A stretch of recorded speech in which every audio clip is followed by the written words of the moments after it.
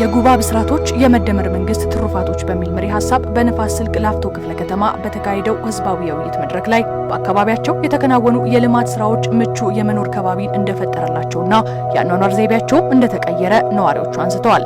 በተለይ ሰላምን በማስጠበቅ በኩል በተሰራው ስራ በነጻነት መንቀሳቀስ እንዳስቻላቸውም ተናግረዋል።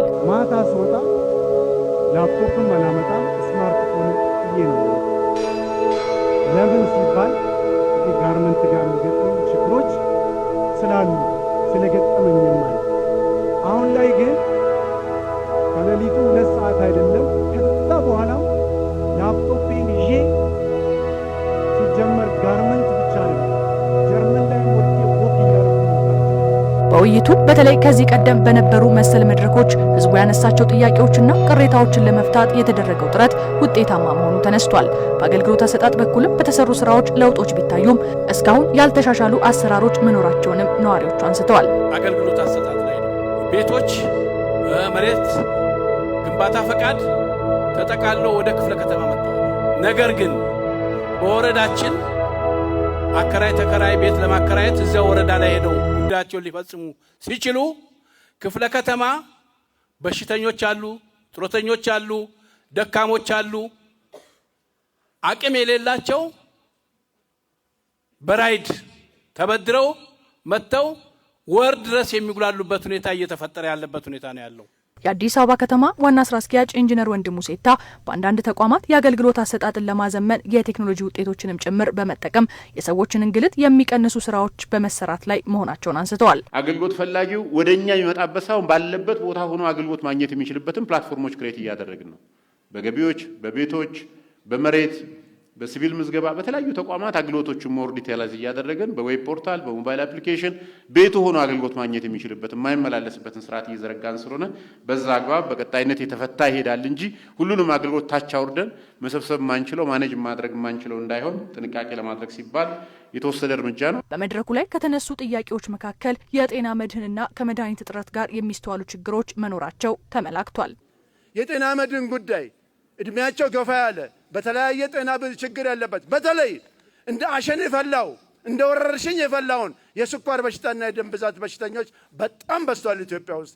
በጤና መድህን ግን ተሳትፈው መድኃኒት ሲጠይቁ መድኃኒቱ የለም። መንግስት የጤና ተደራሽነትን ለማስፋት ፍትሃዊ ተጠቃሚነትን ለማስፈን ዘርፉ ላይ ትኩረት ሰጥቶ በርካታ ስራዎችን መስራቱን የአዲስ አበባ ከተማ አስተዳደር ጤና ቢሮ ኃላፊ ዶክተር ዮሐንስ ጫላ ተናግረዋል። የጤና መድህን ላይ ድጎማ በማድረግና የማህበረሰብን መድኃኒት ቤቶችን እያጠናከሩ የሚሄድ መሆኑንም ጠቁመዋል። የጤና መድህን ስርዓት ነው። የጤና መድህን ስርዓት 1.3 ሚሊዮን ብር ነው ድጎማ የተደረገለት።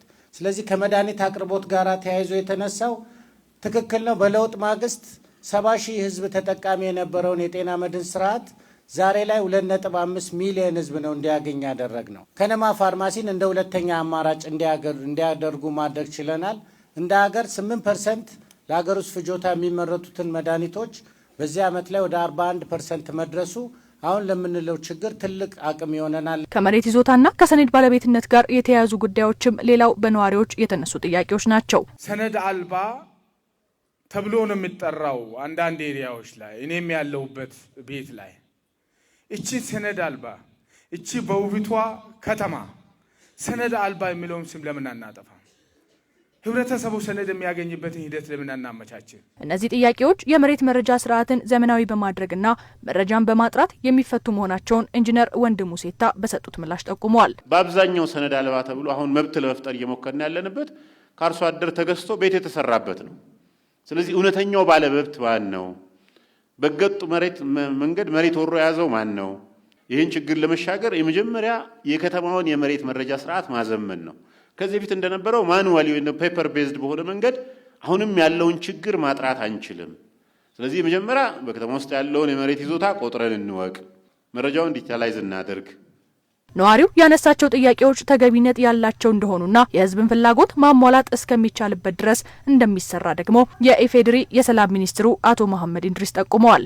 የምትሉት ችግር የምትሉት ያልተሻገርናቸው ፈተናዎችን ደግሞ መንግስት ሪኮግናይዝ ያደርጋል። የህዝብን ፍላጎት ሙሉ ለሙሉ መሞላት ወይ መመለስ እስከሚቻል ድረስ በሰራናቸው ስራዎች ሳንረካ ተጨማሪ ፍላጎቶችን የመለስን የምንሄድበት ስርዓት ለመፍጠር እና ለመሄድ መንግስት ከፍተኛ ፍላጎት አለው። የብሔራዊ ባንክ ገዢ ዶክተር ኢዮብ ተካልኝ በበኩላቸው የዜጎች ህይወት መቀየር የመንግስት ትኩረት መሆኑን አንስተዋል።